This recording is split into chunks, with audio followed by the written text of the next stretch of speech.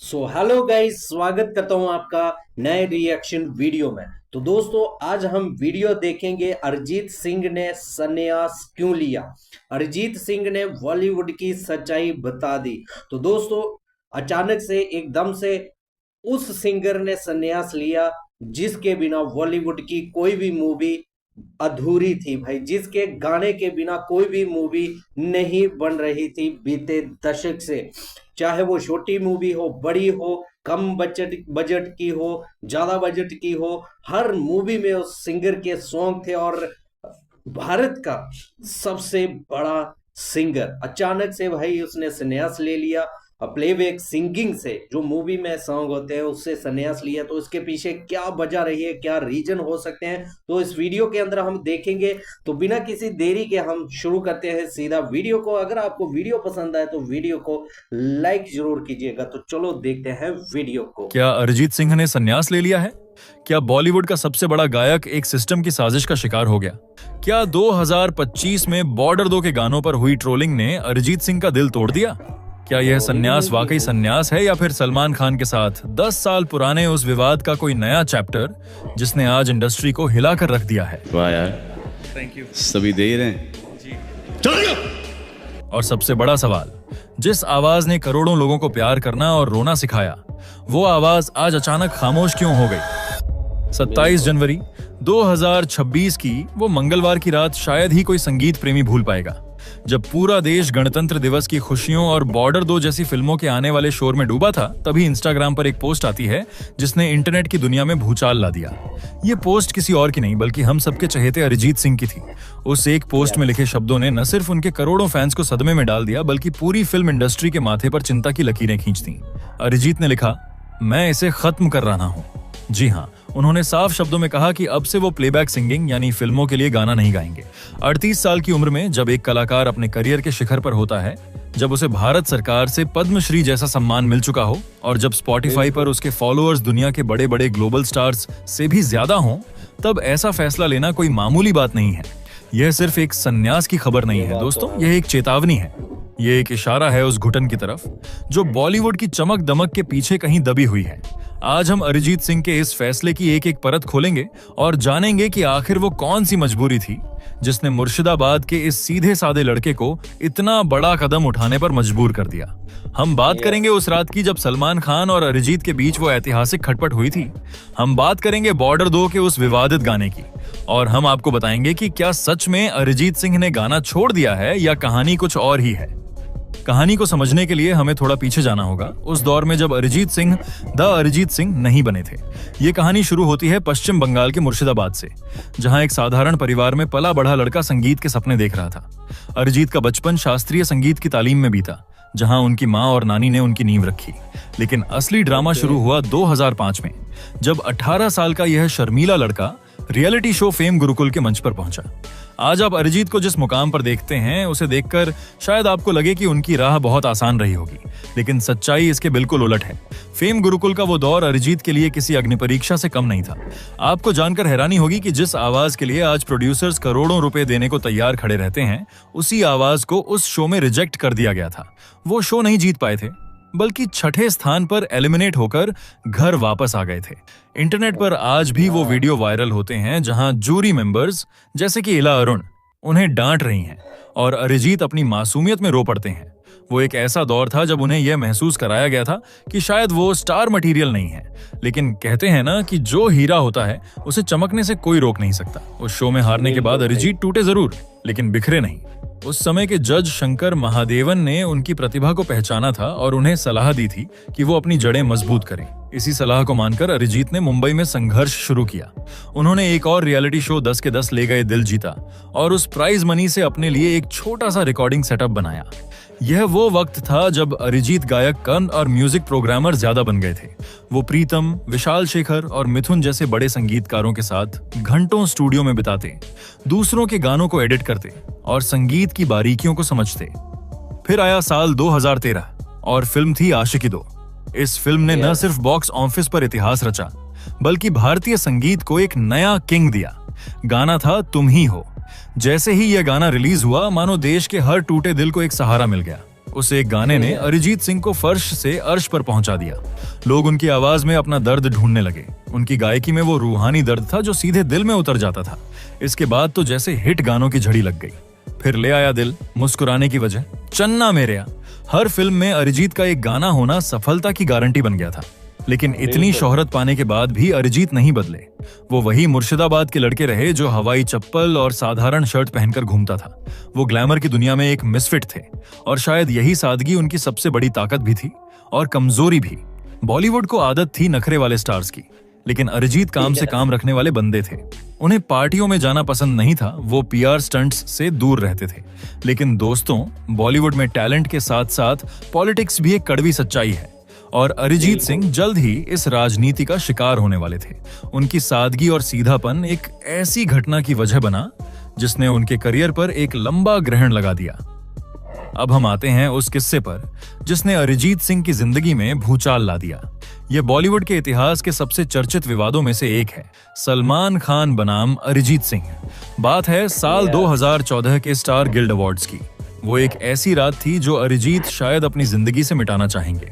अरिजीत उस समय music composer प्रीतम के लिए एक गाने की एडिटिंग में व्यस्त थे और स्टूडियो से सीधे अवार्ड शो में पहुंचे थे। वो बेहद थके हुए थे, कपड़े साधारण थे और पैरों में वही उनकी पहचान बन चुकी चप्पलें थीं। जब उनका नाम बेस्ट प्लेबैक सिंगर के लिए पुकारा गया तो वो स्टेज पर चढ़े। स्टेज पर होस्ट के रूप में खड़े थे बॉलीवुड के भाईजान सलमान खान। सलमान ने अरिजीत के हुलिये और उनकी सुस्त चाल को देखकर तंज कसते हुए पूछा, तू है विनर? और फिर मजाक में कहा, सो गए थे क्या? अरिजीत, जो शायद अपनी थकान और मासूमियत में थे, उन्होंने बिना सोचे समझे जवाब दे दिया, आप लोगों ने सुला दिया यार तब से। बस यही वो पल था जब सब कुछ बदल गया। वहां मौजूद लोग तो हंस पड़े, लेकिन सलमान खान, जिनका ईगो इंडस्ट्री में मशहूर है, को ये बात चुभ गई। उन्होंने तुरंत पलटवार किया कि अगर ऐसे सुस्त गाने बजेंगे तो नींद ही आएगी।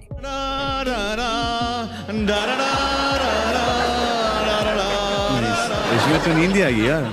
उस रात तो बात आई गई हो गई, लेकिन उसका असर आने वाले सालों में अरिजीत को भुगतना पड़ा।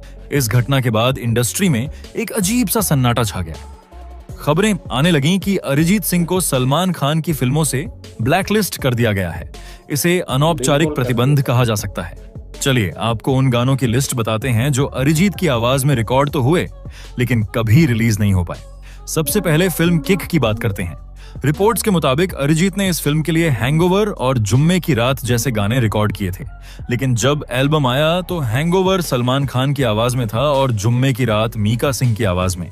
अरिजीत का नाम कहीं नहीं था। इसके बाद बजरंगी भाईजान आई, गाना था तू जो मिला। अरिजीत ने इसे दिल से गाया था, लेकिन फाइनल फिल्म में यह गाना के की आवाज में सुनाई दिया। प्रेम रतन धन पायो से भी उनके गाने हटा दिए गए। लेकिन सबसे बड़ा झटका लगा 2016 में फिल्म सुल्तान के दौरान। अरिजीत ने विशाल शेखर के लिए जग घूमेया गाना रिकॉर्ड किया था। अरिजीत को लगा था कि यह उनके करियर का सबसे बेहतरीन गाना है, लेकिन सलमान खान की नाराजगी अभी खत्म नहीं हुई थी। इस गाने को फिल्म से हटाकर राहत फतेह अली खान से गवा लिया गया। यह अरिजीत के लिए किसी सदमे से कम नहीं था। वो इतना परेशान हो गए कि उन्होंने फेसबुक पर सलमान खान के नाम एक ओपन लेटर यानी खुला खत लिख डाला।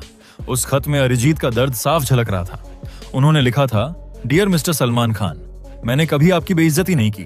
मैंने कई बार माफी मांगने की कोशिश की। प्लीज सुल्तान से मेरा गाना मत हटाओ, आप किसी और से भी गवा लो, लेकिन कम से कम मेरा वर्जन भी रख लो। मैं अपनी लाइब्रेरी में आपका एक गाना रखकर रिटायर होना चाहता हूँ। सोचिए, देश का सबसे बड़ा गायक, जिसके पीछे दुनिया पागल है, वो एक गाने के लिए इस तरह गिड़गिड़ा रहा था। बाद में अरिजीत ने वो पोस्ट डिलीट कर दी, लेकिन इसने इंडस्ट्री की पोल खोल दी कि यहाँ पावर डायनामिक्स कैसे काम करते हैं। हालांकि वक्त हर घाव को भर देता है, या कम से कम हम ऐसा ही सोचते हैं। करीब 10 साल के शीत युद्ध के बाद 2023 में चीजें बदलती हुई दिखीं। अरिजीत सिंह को सलमान खान के घर गैलेक्सी अपार्टमेंट्स से निकलते हुए देखा गया। फैंस में उम्मीद जगी कि शायद अब सब ठीक हो गया है, और हुआ भी ऐसा ही। फिल्म टाइगर 3 में अरिजीत ने आखिरकार सलमान के लिए लेके प्रभु का नाम और रुआं जैसे गाने गाए। सलमान ने भी बिग बॉस के मंच पर स्वीकार किया कि अरिजीत और उनके बीच अब अच्छी दोस्ती है, और वो गलतफहमी उनकी तरफ से थी। लेकिन दोस्तों, किस्मत का खेल देखिए। अरिजीत सिंह ने अपना संन्यास ठीक उस वक्त घोषित किया है जब सलमान खान की फिल्म बैटल ऑफ गलवान के लिए गाया गया उनका देशभक्ति गीत मातृभूमि रिलीज हुआ। जिस सलमान की फिल्म में गाने के लिए वो 2016 में रोए थे, उसे पाने के ठीक बाद उन्होंने इंडस्ट्री छोड़ दी। क्या यह महज संयोग है या फिर अरिजीत का एक सोचा समझा पावर मूव? यह साबित करता है कि अब उन्हें उस वैलिडेशन की जरूरत नहीं रही जिसके लिए वो कभी तरसते थे। उन्होंने अपना सपना पूरा किया और फिर उसी सिस्टम को अलविदा कह दिया। लेकिन दोस्तों, अरिजीत के संन्यास की वजह सिर्फ सलमान खान वाला पुराना विवाद नहीं है। इसके तार हाल ही में हुई एक और बड़ी घटना से जुड़े हैं और वो है बॉर्डर 2 का विवाद। ये मामला ताजा है और माना जा रहा है कि यही वो ट्रिगर पॉइंट था जिसने अरिजीत को इतना बड़ा फैसला लेने पर मजबूर किया। सोशल मीडिया और रेडिट पर इंडस्ट्री के कुछ अंदरूनी सूत्रों ने खुलासा किया है कि अरिजीत सिंह बॉर्डर 2 के एक गाने को लेकर बेहद नाखुश थे। फिल्म बॉर्डर का आइकॉनिक गाना संदेह से आते हैं हम सबके दिलों में बसा है। बॉर्डर 2 में इसी गाने को रिक्रिएट किया गया है घर कब आओगे के नाम से। रिपोर्ट्स की माने तो अरिजीत सिंह इस गाने का हिस्सा नहीं बनना चाहते थे। वो हमेशा से मौलिक और ओरिजिनल संगीत के पक्षधर रहे हैं। उन्हें लग रहा था कि यह गाना सिर्फ पुराने हिट को भुनाने के लिए बनाया जा रहा है और इसमें कोई रचनात्मकता नहीं है। लेकिन कहा जा रहा है कि एक बड़े म्यूजिक लेबल, जिसका नाम इंडस्ट्री में काफी पावरफुल है, ने उन पर यह गाना गाने का भारी दबाव डाला। उन्हें मजबूर किया गया। अरिजीत को एक मशीन की तरह ट्रीट किया जा रहा था जिससे जब चाहे जो चाहे गवाया जा सके। जब यह गाना रिलीज हुआ तो सोशल मीडिया पर मिक्स रिएक्शन आए। कुछ लोगों ने अरिजीत की तारीफ की, लेकिन एक बहुत बड़े वर्ग ने उन्हें ट्रोल करना शुरू कर दिया। लोगों ने लिखा, हर गाने में एक ही आवाज, अरिजीत ने गाने का कबाड़ा कर दिया। ये रोतरू आवाज हर जगह क्यों है? एक कलाकार के लिए जो अपनी कला की पूजा करता है, ये सुनना कि वो बोरिंग हो गया है या जबरदस्ती थोपा जा रहा है बहुत पेनफुल होता है। हालांकि फिल्म के प्रोड्यूसर भूषण कुमार ने इन खबरों को बकवास बताया है, लेकिन धुआं वहीं उठता है जहां आग लगी हो। अरिजीत का ये कहना कि वो बोर हो गए हैं इसी ओर इशारा करता है कि वो इस रीमेक कल्चर और लेबल्स की दादागिरी से थक चुके थे। जब अरिजीत के संन्यास की खबरें और ट्रोलिंग चल रही थी, तब सोनू निगम का एक पुराना वीडियो सोशल मीडिया पर वायरल होने लगा। इस वीडियो को कुछ लोग इस तरह पेश कर रहे थे मानो सोनू निगम अरिजीत की आलोचना कर रहे हो। वीडियो में सोनू निगम किसी और संदर्भ में बात कर रहे थे, लेकिन ट्रोल्स ने उसे अरिजीत के खिलाफ इस्तेमाल किया। सच्चाई ये है कि सोनू निगम और अरिजीत सिंह एक दूसरे का बहुत सम्मान करते हैं। सोनू ने खुद कई बार कहा है कि अरिजीत सिंह की तकनीक और सुर कभी गलत नहीं होते। उन्होंने एक वायरल इंटरव्यू में साफ किया था कि अगर लोगों को लगता है कि अरिजीत के सारे गाने एक जैसे हैं, तो इसमें अरिजीत की गलती नहीं है। यह गलती उन म्यूजिक डायरेक्टर्स और प्रोड्यूसर्स की है जो अरिजीत से बार बार एक ही तरह के दर्द भरे या हाई पिच गाने गंवाते हैं। अरिजीत को टाइपकास्ट कर दिया गया था। उन्हें क्रिएटिविटी दिखाने का मौका ही नहीं दिया जा रहा था। बस एक हिट फार्मूला था, अरिजीत को लाओ, एक सैड सॉन्ग गवाओ और फिल्म हिट। सोनू निगम ने तो यहां तक कहा था कि वो अपनी गायकी को 10 में से 5 नंबर देते हैं, जबकि अरिजीत को 7। यह बड़प्पन दिखाता है कि असली कलाकार एक दूसरे की कद्र करते हैं। लड़ाई अरिजीत और सोनू के बीच नहीं, बल्कि अरिजीत और उस सिस्टम के बीच है जो कलाकारों को निचोड़ कर फेंक देना चाहता है। अब सबसे महत्वपूर्ण सवाल, क्या अरिजीत सिंह का करियर खत्म हो गया है? क्या अब हम उनकी आवाज कभी नहीं सुन पाएंगे? जवाब है बिल्कुल नहीं। अरिजीत ने अपने पोस्ट में बहुत ही समझदारी से लिखा है, I am calling it of as a playback vocalist. यानी उन्होंने सिर्फ प्लेबैक सिंगिंग छोड़ी है, संगीत नहीं। वो अब बॉलीवुड के लिए नहीं गाएंगे जहां उन्हें किसी हीरो की आवाज बनना पड़े या किसी डायरेक्टर के इशारों पर नाचना पड़े। अब वो गाएंगे अपने लिए, अपने फैंस के लिए। उन्होंने साफ कर दिया है कि वो अब एक स्मॉल लिटिल आर्टिस्ट बनकर इंडिपेंडेंट म्यूजिक बनाएंगे। वो वर्ल्ड टूर करेंगे, लाइव कॉन्सर्ट्स करेंगे और शायद इंटरनेशनल कलाकारों के साथ भी काम करेंगे। आपको याद होगा कि स्पॉटिफाई पर उनके फॉलोअर्स टेलर स्विफ्ट और एड शीरन से भी ज्यादा हैं। उनकी कमाई का मुख्य जरिया अब बॉलीवुड की फिल्में नहीं, बल्कि उनके शोज और स्ट्रीमिंग रॉयल्टी है। वो आर्थिक रूप से इतने सक्षम हैं कि उन्हें अब बॉलीवुड की जरूरत नहीं है। यह संन्यास दरअसल एक डिक्लेरेशन ऑफ इंडिपेंडेंस है। यह एक कलाकार का अपने आत्मसम्मान को वापस पाने का तरीका है। अंत में दोस्तों, अरिजीत सिंह का यह फैसला बॉलीवुड के लिए एक आईना है। यह इंडस्ट्री को सोचने पर मजबूर करता है कि अगर आप कला की कदर नहीं करेंगे, अगर आप कलाकारों को मशीनों की तरह इस्तेमाल करेंगे, तो एक दिन वो कलाकार चला जाएगा। अरिजीत ने साबित कर दिया कि वो अपनी शर्तों के राजा हैं। उन्होंने उस वक्त मैदान छोड़ा जब वो खेल जीत रहे थे, और यही एक लीजेंड की निशानी है। वो खामोश नहीं हुए हैं, बस उनकी धुन बदल गई है। अब वो जो गाएंगे वो दिल से होगा, डील से नहीं। तो दोस्तों, यह थी अरिजीत सिंह के संन्यास के पीछे की पूरी कहानी। आपको क्या लगता है? क्या अरिजीत का फैसला सही है? क्या आप उन्हें एक इंडिपेंडेंट आर्टिस्ट के रूप में सपोर्ट करेंगे, या आपको लगता है कि बॉलीवुड को उनकी जरूरत है? और क्या आपको भी लगता है कि बॉर्डर 2 के रीमेक ने उन्हें यह कदम उठाने पर मजबूर किया? नीचे कमेंट्स में अपनी राय जरूर बताएं। अगर आपको यह वीडियो और हमारी रिसर्च पसंद आई हो तो इस वीडियो को लाइक करें, अपने दोस्तों के साथ शेयर करें और तो दोस्तों ये थी वीडियो अरिजीत सिंह को लेकर। भाई भारत का इस वक्त अगर हम नंबर 1 सिंगर कहें तो कोई गलत नहीं होगा। भाई वो सिंगर अचानक से प्लेबैक सिंगिंग से संन्यास ले लेता है और अब उस अरिजीत सिंह के जो है वो हो सकता है सिंगल ट्रैक या एल्बम्स वगैरह हमें सुनने को मिल सकती है। और बाकी इसके पीछे क्या रीजन है, जिस प्रकार से इस वीडियो में काफी डिटेल से बहुत सारे रीजन बताएं, और ये सब हो सकते हैं क्योंकि ऐसा बॉलीवुड में अक्सर होता रहता है किसी ना किसी के साथ जिसके पास पावर कम रहती है और उसको डिफेम करने के लिए बॉलीवुड वाले इकोसिस्टम बनाकर उनके पीछे पड़े रहते हैं। और ये सब चीजों से तंग होकर हो सकता है अरिजीत सिंह ने ऐसा कदम उठाया हो, क्योंकि अरिजीत सिंह भाई बहुत ही लाजवाब किस्म के आउटस्टैंडिंग सिंगर हैं और हर कोई यही चाहता है कि हमारी मूवी में इसके गाने हो और एक मशीन की तरह उसको ट्रीटमेंट भी किया जा सकता है, जिस प्रकार से इस वीडियो के अंदर भी बताया गया। दबाव बनाकर, प्रेशर बनाकर कि भाई हमारे लिए गाओ, हमारे लिए गाओ सॉन्ग, चाहे कैसा भी हो। तो भाई ये काफी कोई भी रीजन हो सकता है, इस वीडियो के अंदर तो बहुत सारे रीजन बताए गए और हो सकते हैं भाई। और सलमान खान के साथ जो हुआ था मैटर, तो वो तो पूरी दुनिया को पता है। बाकी आप दोस्तों को कैसा लगा रिएक्शन वीडियो, उम्मीद करता हूँ आपको वीडियो देखने में मजा आया होगा।